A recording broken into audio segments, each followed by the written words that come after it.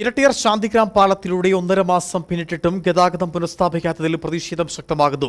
ഒരാഴ്ചയ്ക്കുള്ളിൽ നിർമ്മാണം പൂർത്തീകരിച്ച് വാഹനങ്ങൾ കടത്തിവിട്ടില്ല എങ്കിൽ ഏകദിന ഉപവാസവും ഇരട്ടിയാർ ടൗണിൽ റോഡ് ഉപരോധവും നടത്തുമെന്നും കോൺഗ്രസ് വ്യക്തമാക്കി.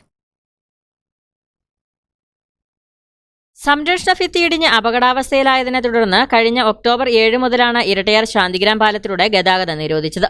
തുടർന്ന് എം മണി MLAയുടെയും ജനപ്രതിനിധികളുടെയും ഇടപെടലിലൂടെ PWD ബ്രിഡ്ജസ് വിഭാഗം ഫണ്ട് അനുവദിച്ച നിർമ്മാണം ആരംഭിച്ചുവെങ്കിലും മഴ മൂലം ഇടയ്ക്ക് പണി മുടങ്ങി. ഇപ്പോൾ മഴ മാറിയെങ്കിലും നിർമ്മാണ പ്രവർത്തനങ്ങൾക്ക് വേഗതയില്ലെന്ന ആക്ഷേപമാണ് വിവിധ കോണുകളിൽ നിന്നും ഉയർന്നത്. സംരക്ഷണ ഭിത്തിയുടെ ഫൗണ്ടേഷൻ കോൺക്രീറ്റിംഗ് ഒരു ഘട്ടം കഴിഞ്ഞു. പാലത്തിന്റെ കൈവരി നിർമ്മാണവും നടന്നുവരുന്നു.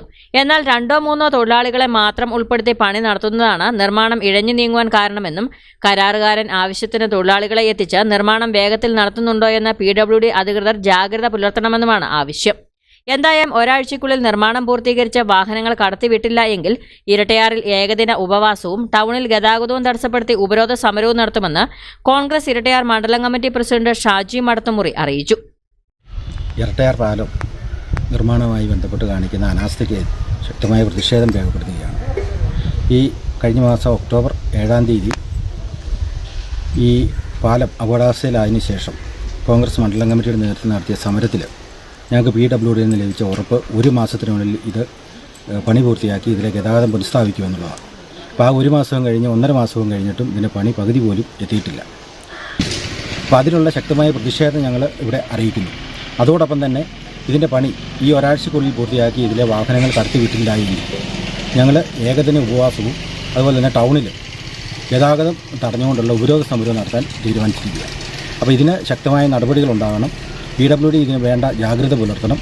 ഇത് എടുത്തിരിക്കുന്ന കോൺട്രാക്ടർ ആവശ്യമായ തൊഴിലാളികളെ യഥാസമയം കൊണ്ടുവന്ന് ഈ പണികൾ പൂർത്തീകരിക്കാനുള്ള നടപടികൾ ഇവിടെ നടത്തുന്നുണ്ട് എന്ന് PWD ഉറപ്പുവരുത്തണം. ഇതുവഴി ഗതാഗതം പൂർണ്ണമായി നിരോധിച്ചതിൽ ബുദ്ധിമുട്ടുകയാണ് പ്രദേശവാസികൾ ഉൾപ്പെടെയുള്ള യാത്രികർ.